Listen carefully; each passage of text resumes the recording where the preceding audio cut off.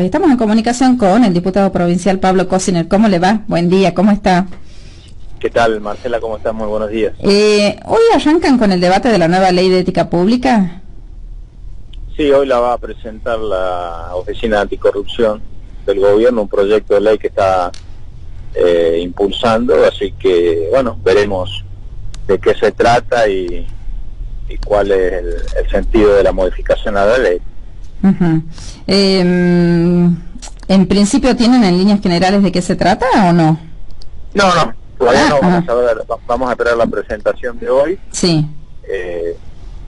Digamos, bienvenida todos los aportes que se puedan hacer para mejorar los niveles de transparencia y demás, y sí, también será una buena oportunidad para poder debatir con la Oficina Anticorrupción algunas cuestiones también de la ética pública que tiene que ver con el funcionamiento del gobierno, ¿no? Que mira para otro lado la Oficina Anticorrupción.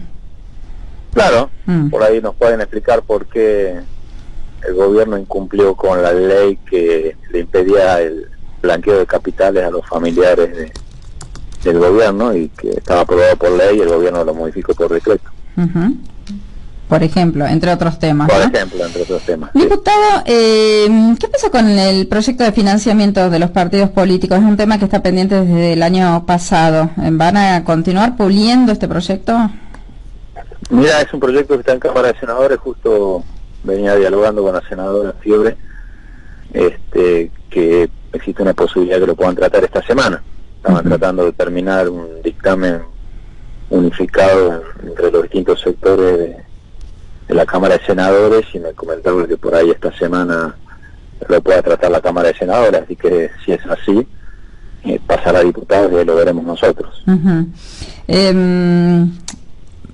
Se va a llegar a un acuerdo finalmente para este año. Uno dice, ¿no? Porque como estamos en años electorales y justamente es un tema para este año electoral, ¿no? Sí, yo creo que sería importante tener una nueva ley de financiamiento de partidos para este año, para esta campaña, así que ojalá que se pueda avanzar. Nosotros estamos dispuestos a hacerlo.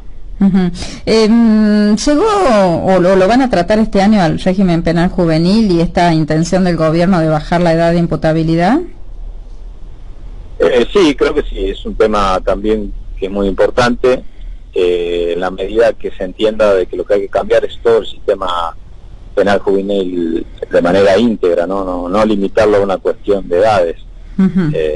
Si vos solamente cambiás la edad de responsabilidad penal y no creas un sistema nuevo y pretendés trasladarle responsabilidad penal de un adulto a un menor y alojarlo en las mismas condiciones que los adultos hoy están alojados cuando cometen un delito, es condenar al delito a los menores. Sí. Creo que el Estado respecto a los menores, que son todas personalidades en formación, tiene que aportar la mayor cantidad de posibilidades para que esos menores sean reinsertados en una vida social. Entonces hay que cambiar todo el sistema penal juvenil y ver el tema de la edad, que yo no niego que por ahí en los delitos más graves como puede ser homicidio, violación seguida de muerte, secuestro, puede haber algún cambio en la edad, pero creo que lo fundamental es el tipo de medidas alternativas que se crean, ¿no? Hay muchos procesos penales juveniles en el mundo en donde se trabaja con medidas alternativas que sirven para ir paliando el daño que pueda haber cometido un menor vinculado a un delito y que fundamentalmente tiene que ver con asumir la responsabilidad que se hizo algo que está mal y que no se debe hacer. Entonces, porque si vos crees que solamente el problema lo vas a resolver diciendo un menor que comete un delito, lo confino a estar encerrado en algún lugar y no trabajo sobre ese menor, es tiempo perdido. Ley anti-vallas o vallas bravas, ¿también es un tema para este año? Sí, nosotros hicimos un aporte a fin del año pasado sobre esa ley, hemos hecho nuestros aportes al oficialismo, bueno, depende del oficialismo que convoque a sesiones ordinarias y la ponga en tratamiento. Nosotros vemos con mucha preocupación de que hay algunas cuestiones que tienen que ver con problemas políticos dentro del mismo oficialismo que hacen que no haya una estrategia para el funcionamiento de la Cámara de Diputados este año, ¿no? Así que bueno, esperemos que en los próximos días tengamos en claro cuál va a ser la propuesta que hace el gobierno, mejor dicho el oficialismo, no el gobierno, sí, en la Cámara, para saber cómo va a ser el ritmo de trabajo durante este año. Pero nosotros estamos a favor y de hecho estábamos dispuestos a votar a favor de la ley cuando se pidió la vuelta a comisión. ¿Podría reinstalarse este año el debate por el aborto legal en el Congreso? Yo no descarto, no, la verdad que no tengo muy en claro. Va a depender mucho también del oficialismo, porque se habilita o no el tratamiento de las comisiones, ¿no?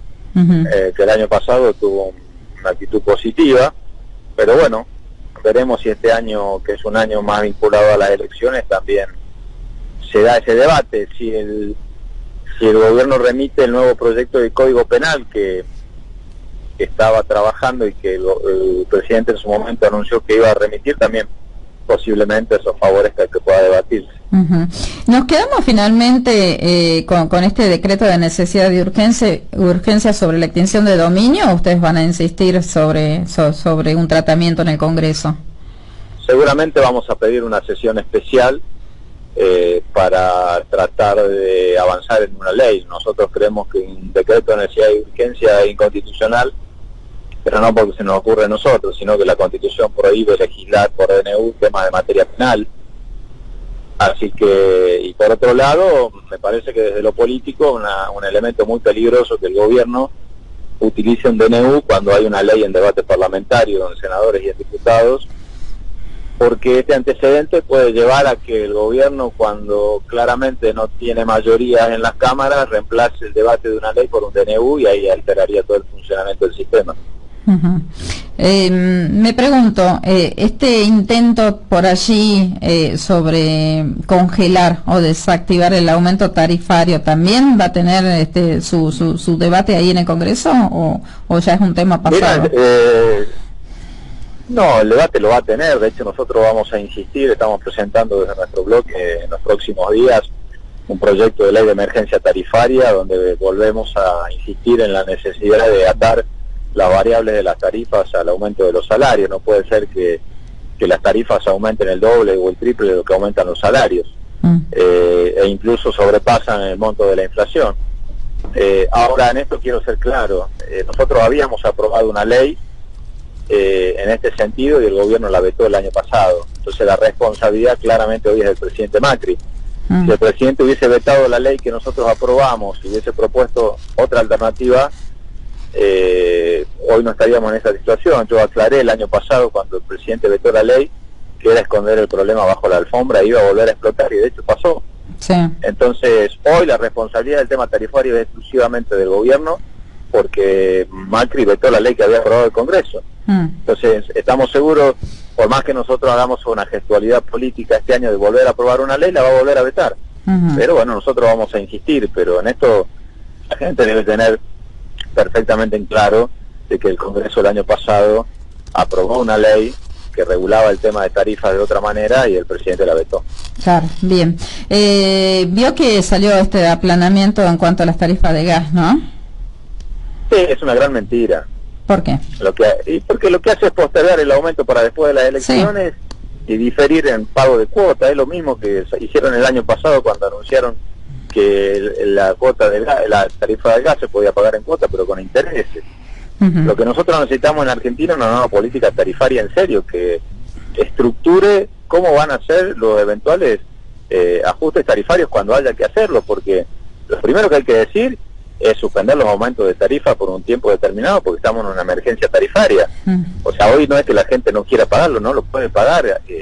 El precio de las tarifas de hoy es la causal del quiebre de muchas pymes, en donde hay gente de la industria y de las pymes te dice que el costo de las tarifas hoy lleva casi el 40% del costo de producción. Es un imposible, no hay ningún sistema económico que pueda aguantar esto. Entonces hubo 3 años en donde el gobierno liberó las tarifas, han recuperado tarifas sus precios, y hay que frenar ahora y generar una nueva una nueva política tarifaria para la Argentina. Lo traigo acá, ¿no? Y hablando del tema económico, Sí. los docentes están realizando un paro, no les satisface este 23% de incremento salarial. Yo recién se lo preguntaba a Julio Moreno, que entiende más de números que nosotros, y qué garantía tienen, ¿no?, los docentes de pedir un incremento mayor, que el gobierno se los dé cuando la situación o las finanzas de la provincia tampoco dan para mucho más por la situación que estamos viviendo en todo el país.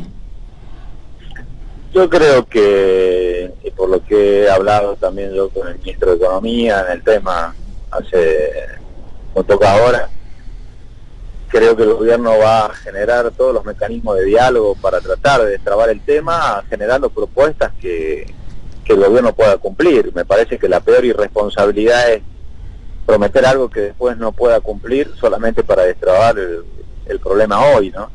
Y yo apuesto a que el gobierno, sosteniendo una política de diálogo como lo viene haciendo y teniendo como prioritario el sistema educativo, el tema en los próximos días se va a destrabar. Yo creo que, porque además el gobierno nunca está negando que cualquier acuerdo es revisable en función de la evaluación de la inflación. No es que el gobierno está diciendo, no, aporto este porcentaje al aumento de los docentes y después nos vemos el año que viene. Creo que siempre el gobierno ha dejado abierta la posibilidad de rediscutir de acuerdo a cómo evoluciona el proceso de inflación en la Argentina. Entonces eso me parece que es una garantía muy importante y yo confío que se va a destrabar. La semana pasada hubo una especie de congreso del Partido Justicialista, donde se hizo un llamamiento a ustedes, ¿no?, a los que están por allí afuera para unificarse. ¿Qué van a hacer? Bueno, curiosamente hubo un llamamiento hacia nosotros de aquellos que en el 2015 fueron candidatos en Unidad Ciudadana contra el PJ en muchas provincias, ¿no? Y después uno ve que están volviendo al PJ aquellos que en algún caso fueron funcionales al triunfo del Macri, o trabajaron con Macri o se abstuvieron. Entonces eso llama mucho la atención. No creo que tenemos miradas distintas sobre lo que necesita el país. Nosotros seguimos sosteniendo de que hay que romper la grieta. Lo que pasó en Neuquén es un dato indicativo de eso, y que hay que buscar una nueva alternativa diferente al presidente Macri y a lo que hoy representa también la expresidenta, siendo respetuoso de que claramente son un sector importante en la política argentina, pero me parece que no alcanza para ganar las elecciones. Entonces hoy lo que necesitamos es una construcción política que esté en condiciones de ganar una elección, no solamente sacarse el ego personal de ser candidato. Y en eso estamos trabajando nosotros, en esa construcción. ¿Y cómo analiza por allí lo que ha sido la elección en Neuquén? Bueno, en este sentido, independientemente de que hay que ser también muy precavido, ¿no? O sea, no lo que pasa en una provincia necesariamente representa todo el país, hay particularidades. Primero, creo de que aquellos que buscaron nacionalizar la elección de Neuquén, de uno u otro lado, hoy se están lamentando de eso, porque el resultado fue otro, ¿no? Era previsible el resultado de Neuquén. Yo no sé por qué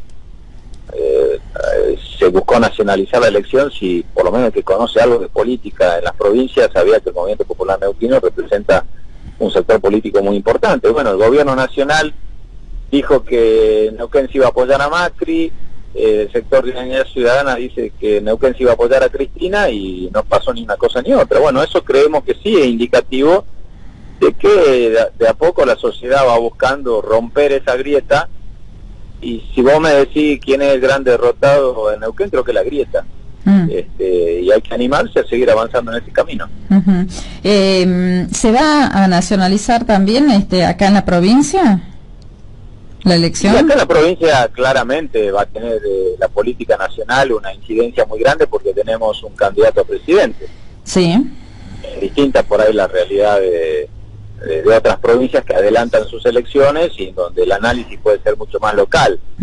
Acá en Salta obviamente que va a ser muy importante la discusión de lo local, pero la elección nacional siendo el mismo día que las elecciones provinciales y teniendo un candidato a presidente que es el gobernador Urtubey, claramente va a tener una incidencia nacional la elección en Salta. ¿Voto electrónico o voto papel?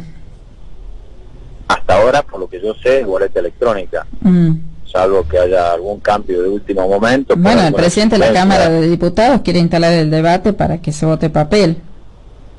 Sí, yo no creo que el cambio del sistema electrónico a papel pueda darse por una decisión política en un año electoral. La única alternativa que veo a que eso pueda cambiar es si hay algún requerimiento de la Justicia Nacional Electoral por alguna cuestión operativa, pero no lo veo por una decisión política, porque en ese sentido Salta siempre tuvo la particularidad de no cambiar las reglas de juego electorales en los años electorales, por lo menos en este proceso desde que se implementó la boleta única electrónica. Usted sigue, por supuesto, con su decisión de ser candidato a gobernador. Sí, bueno, más que una decisión... Ay, me lo pensó un poco. No, porque a ver, sí, a ver, siempre es una aspiración que yo nunca la oculté, la dije. También dije que, bueno, seguramente en este mes de marzo definiremos nosotros como espacio político los protagonismos de cada uno de los dirigentes de Alternativa Federal. Hoy, además de esa aspiración, también estoy ocupando un espacio muy importante a nivel nacional en lo que es no solamente la presidencia del Interbloque en Cámara de Diputados, sino en la campaña del gobernador Urtubey. Ahora justamente vamos a ir a San Nicolás, a Expo Agro, con el gobernador, a tener reuniones con productores de todo el país, y bueno, veremos en este mes, de acuerdo a lo que mejor sea para este espacio, el rol que deberé jugar, pero yo no oculto que me gustaría mucho ser candidato a gobernador, pero bueno, lo veremos en el transcurso de estos días. Tampoco, yo digo que en Salta tenemos la particularidad que no estamos construyendo solamente una estrategia para la provincia, estamos formando parte de una estrategia para poder lograr tener un presidente de la nación. Y bueno, si eso implica que por ahí uno tenga que jugar otro rol, lo evaluaré, pero veremos en este mes qué es lo que pasa. Uno charla con por allí los dirigentes o del oficialismo y dicen, bueno, porque tiene que haber continuidad en el proyecto de Urtubey, y yo ayer charlaba particularmente con el diputado Matías Posadas, que nos decía, no, el proyecto de Urtubey termina cuando termine el gobierno de Urtubey. ¿Es así? No, yo creo que los proyectos pueden tener continuidad con particularidades distintas. Yo creo que una de las cosas que le hace mal a la política es la actitud de refundacionales, ¿no? Pensar que si se va uno y viene otro, terminó todo y empieza una cosa nueva. Yo no tengo esas visiones. Yo creo que son 12 años, o van a ser 12 años de gestión del gobernador Urtubey, en donde hay cosas que hay que darle continuidad, otras profundizarlas, otras la dará de matiz el gobernador que viene, pero en nuestro caso no es un proyecto que termina, es un proyecto que tendrá sus particularidades diferentes con el gobernador que venga, pero va a tener lineamientos comunes, porque si no es muy fácil decir, bueno, acompaño un proyecto 11 años y cuando se está terminando creo que ahí viene otro proyecto. Me parece que eso más suena a cuestiones muy personalistas, ¿no? Yo no la veo a la política desde ese punto de vista. Y esa es la actitud que tomó Matías Posada. Es como saltar el charco antes que se termine todo. No le he hablado con él, yo comento lo que vos me decís que dijo, yo no lo he hablado con él. Bueno, pero sabemos sabemos que está trabajando ya con el intendente Gustavo Sáenz por otro proyecto. Es público, él ha tomado una postura de acompañar la candidatura a gobernador de Gustavo Sáenz. Nosotros vamos a esperar la definición de nuestro candidato a gobernador dentro del espacio que venimos llevando adelante hace 11 años, desde el año 2007, yo me incorporé en el año 2008, y bueno, seguiremos en ese marco de ese espacio, definiremos quién es el candidato a gobernador nuestro para el año que viene dentro de lo que es Alternativa Federal. Nosotros somos parte de un espacio que es Alternativa Federal, que es un espacio nacional y también provincial, y ahí vamos a definir todos nuestros candidatos. Él decidió definirlo antes dentro de su partido político. Bueno, son decisiones personales. Cuando dice vamos a definir, ¿no? Y constantemente dice vamos a definir, falta poco tiempo, vamos a definir, no estamos hablando de las internas, quiere decir que se va a definir antes y que va a haber precandidatos que se van a bajar. Yo no descarto ninguna mecánica, yo no dije que que no vaya a haber paso. Veremos. Si se logra consensuar un candidato, podrá ser un candidato consensuado. Si hay más de un candidato, tendrá que haber paso.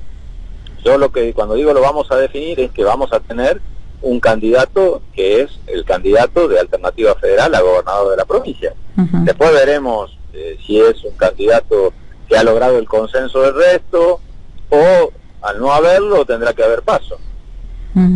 Y al intentar definir un candidato de consenso puede que se les escapen algunos otros candidatos para otros partidos políticos. Por ejemplo, hay mucha afinidad con el Partido de la Victoria, ¿o no? Es que si la definición de un candidato genera muchos daños colaterales es que no tiene consenso, entonces no es posible definirlo por consenso, tendrá que ser por paso. Eso se definirá de acuerdo a la realidad en el momento oportuno. Ahora, no es lo mismo, digamos, ser candidato a gobernador del espacio Alternativa Federal que de ser candidato a gobernador del espacio Unidad Ciudadana. Unidad Ciudadana tiene su candidata a presidente, que es Cristina Fernández Kirchner, y nosotros tenemos nuestro candidato a presidente, que es Juan Urtubey. Entonces, por eso te decía yo al comienzo de la nota, en alguna medida, al tener las elecciones el mismo día, por más que sean dos elecciones, una nacional y otra provincial, la realidad política las atraviesa a las dos, porque vos tenés que definir como candidatos locales a qué presidente apoyar. No podés tener un candidato a gobernador que apoye a un presidente y un candidato a vicegobernador que apoye a otro candidato a presidente. Eso es algo ilógico. Entonces, necesariamente tenés que tener una coherencia política desde tu construcción provincial a tu construcción nacional, como ha sucedido siempre. ¿Ya tienen más o menos en vista quién puede ser el candidato a intendente de la fuerza política de ustedes? No, yo todavía no quiero dar nombres porque todavía no estamos en esa etapa. Lo veremos, porque además tienen que explicitarlo aquellos que quieran ser candidatos a intendente. Entonces, una vez que eso esté instalado, veremos también cuál es la mejor mecánica para definirlo, pero claramente un desafío que tiene nuestro espacio hace tiempo la capital. No nos ha ido bien en las últimas elecciones en capital, y es un tema que hay que revisarlo y hay que modificarlo y hay que tener claramente nuevas estrategias. ¿Y qué pasa con las mujeres, Pablo, que no aparecen? ¿No aparecen porque no quieren o no aparecen porque no han tenido lugar en los partidos políticos? No, yo creo que es un proceso que claramente los partidos deberemos mirar hacia adentro para generar mejores niveles de participación. Bueno, hoy hay aprobada también la ley a nivel nacional de paridad, con lo cual también los cargos nacionales es obligatorio la representación igualitaria. Entonces es un tema que va a también generar importantes cambios, ¿no? Pero tienden a buscar generalmente mujeres, no sé, independientes o personas por allí que tengan algún otro tipo de trayectoria, pero no dentro de su propio partido político, cuando generalmente en el partido político hay mucha militante mujer. No en el caso nuestro. En las últimas elecciones nosotros hemos llevado, por ejemplo, como candidata a diputada nacional a Liliana Guitián, que es una militante y una compañera muy capaz del interior de la provincia.